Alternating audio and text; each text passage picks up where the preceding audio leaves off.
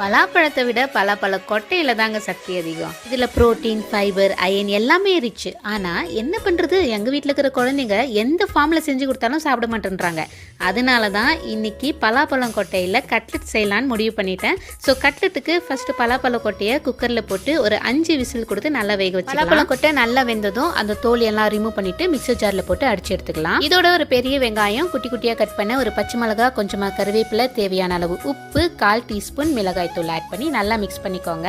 பைண்டிங்காக 2 tablespoon oats powder add பண்ணிக்கோங்க. நல்லா mix பண்ணி ஒரு 5 நிமிஷம் தட்டு மூடி க்ளோஸ் பண்ணி வச்சிடலாம். 5 மினிட்ஸ்க்கு அப்புறம் பார்த்தோம்னா கையில் ஒட்டாம வடப்பதத்துக்கு இருக்கணும். இதனோட கிரன்ச்சி டேஸ்ட்டுக்காக கார்ன்ஃப்ளெக்ஸை க்ரஷ் பண்ணி எடுத்துருக்கிறேன். இதோட டிப் பண்ணுறதுக்காக ஓட்ஸ் பவுடரை இந்த மாதிரி தண்ணியில் மிக்ஸ் பண்ணி வச்சுக்கோங்க. இல்லை 2 டேபிள் ஸ்பூன் ஆயிலை ஸ்ப்ரெட் பண்ணி கட்லெட்டை லோ ஃப்ளேமில் லைட்டாக ப்ரெஸ் பண்ணி 2 பக்கமும் ரோஸ்ட் பண்ணி எடுத்தோம்னா டேஸ்டி மட்டும் இல்லைங்க, ஹெல்த்தியான ஈவினிங் ஸ்நாக்ஸ் ரெடி.